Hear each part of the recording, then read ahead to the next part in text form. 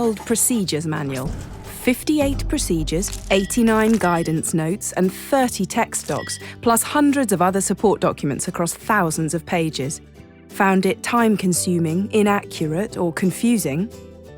After months of consultation across the service, the new online manual has been rewritten from the ground up to just 25 national new and improved work instructions.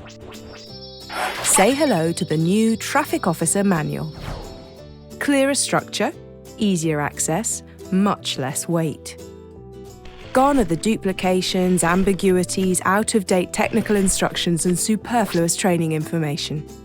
I think it's very important. The last training manual was incredibly large, hard to digest, whereas the new one has simplified it quite a lot. The old manual was very difficult to work with. You had to look in multiple places to find the one answer by joining things together. It's much more straightforward, easier to access, and written in a much more friendly style rather than sort of technical language. Just much better all round. Stands out, you know, it's not all black and white. You know, you've got colour-coded pages you can go to. You've got things that you can click on straight away and it's there. You will already be familiar with our 10 overarching rules for the Traffic Officer Service that provide guiding principles to keep individuals, colleagues and customers safe. They make safety our priority and responsibility and always apply to everything we do. So, for example, we must always use the correct PPE for the task at hand.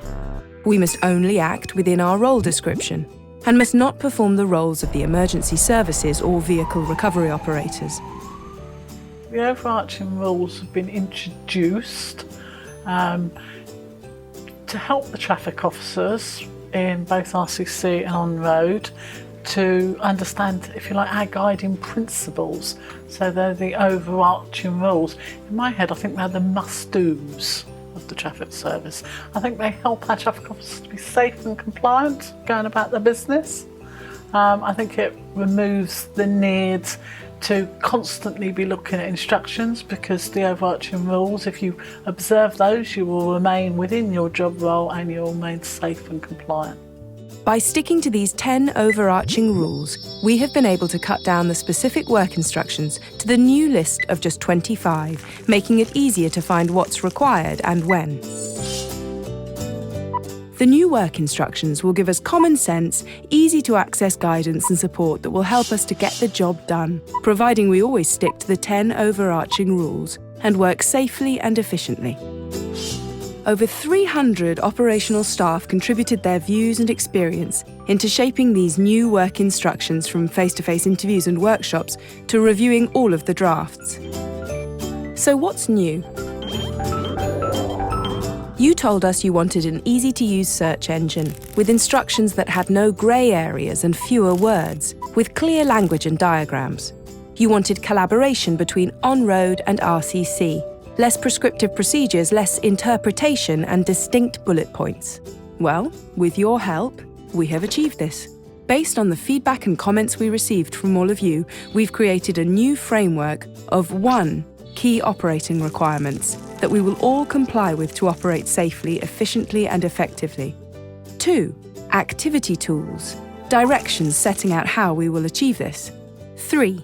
Tactical knowledge, the collective wisdom of best practice obtained and constantly improved through the debrief process, and other useful information that can help us resolve incidents. 4.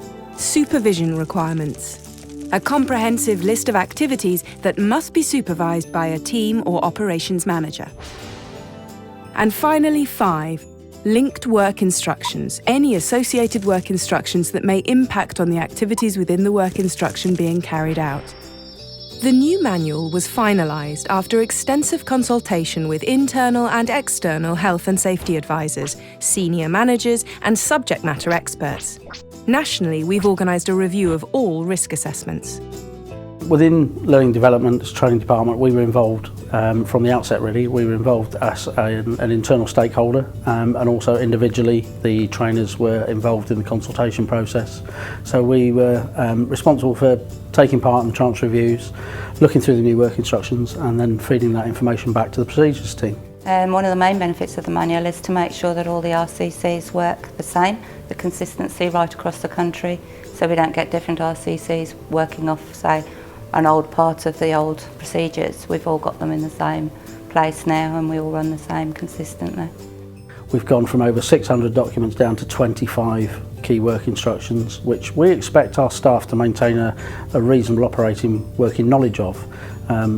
With 600 documents, that was at best a challenge. Now with the 25 that we've got, that's a realistic prospect. There's an expectation that staff at all levels will set an example of safe behaviour and compliance with instructions. Significant work has taken place to align the operational policy, overarching rules, DRA, work instructions, and the new debrief process. We will continue to review and update with your help and feedback to ensure the work instructions stay useful and authoritative whilst applying common sense. The old procedures have been digitally archived. The new condensed manual makes the work instructions clearer and easier to use whilst working on our network. To access the new TO manual, go to the portal homepage.